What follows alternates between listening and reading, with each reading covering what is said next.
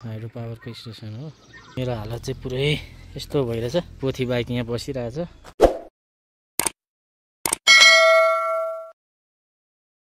नमस्ते सबैजनालाई।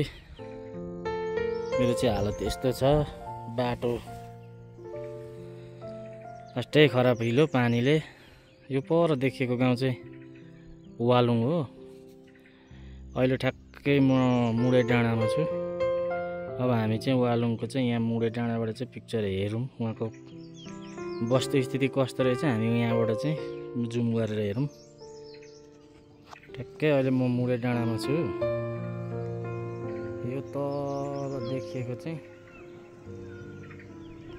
Hydro power वालुङमा निर्माणाधीन हाइड्रो पावरको साइड हो।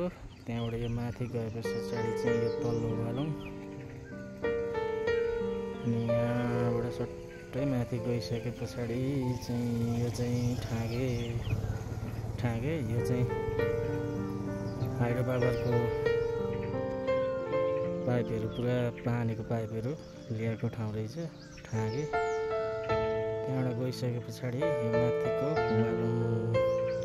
वालुङ बजार टक्कै यो चाहिँ वालुङ हो।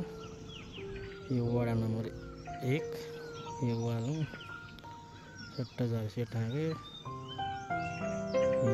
सट्टै आएपछि यो तल्लो वालुङ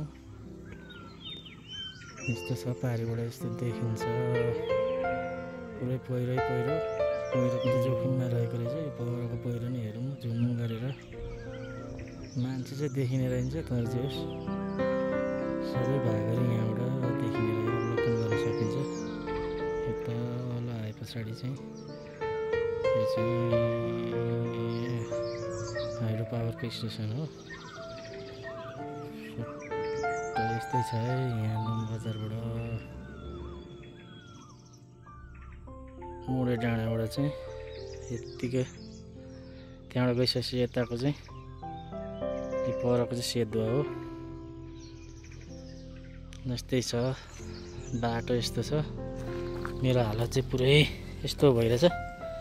बाटोमा बाइक चाहिँ पोथी बाइक यहाँ बसिरहेछ। जियो सिलामा ऐसा कुद्दो रहेछ पोथी बाइक भयो भने।